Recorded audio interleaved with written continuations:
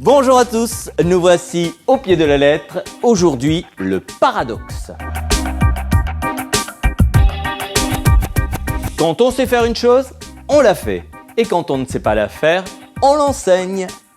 Pas très flatteur pour les profs, cette déclaration. Mais bon, on n'est pas obligé d'approuver tous les paradoxes. Le paradoxe est une affirmation qui va contre l'opinion commune. Il heurte le bon sens puisqu'il s'oppose à ce qu'on pense généralement. Des exemples ? On met beaucoup de temps à devenir jeune, selon Francis Picabia. Et d'après Oscar Wilde, les folies sont les seules choses qu'on ne regrette jamais. Le paradoxe se déroule en 3 étapes. D'abord, il choque.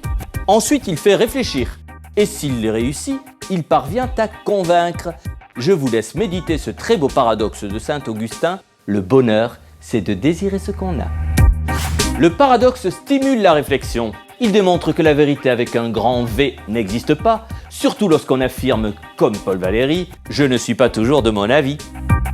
La peinture aussi possède ses paradoxes. Le plus célèbre est sans doute celui de Magritte qui a peint une pipe en écrivant au-dessous « Ceci n'est pas une pipe ». Il s'en est expliqué lui-même. « Pouvez-vous labourer ma pipe ? Non, n'est-ce pas ? Elle n'est qu'une représentation. Donc si j'avais écrit sous mon tableau « Ceci est une pipe », j'aurais menti. Il était si laid que quand il faisait des grimaces, il l'était moins. Cette saillie de Jules Renard prouve que le paradoxe ne dédaigne pas l'humour. Profitons-en car, comme l'affirmait Alphonse Allais, les gens qui ne rient jamais ne sont pas des gens sérieux. Le paradoxe désigne également une proposition qui défie la logique. Il est interdit d'interdire. Je n'épouserai qu'une femme assez intelligente pour ne pas m'épouser. Posez-vous la question. Quand un menteur dit « je mens », est-ce qu'il ment ? Au pied de la lettre, c'est terminé.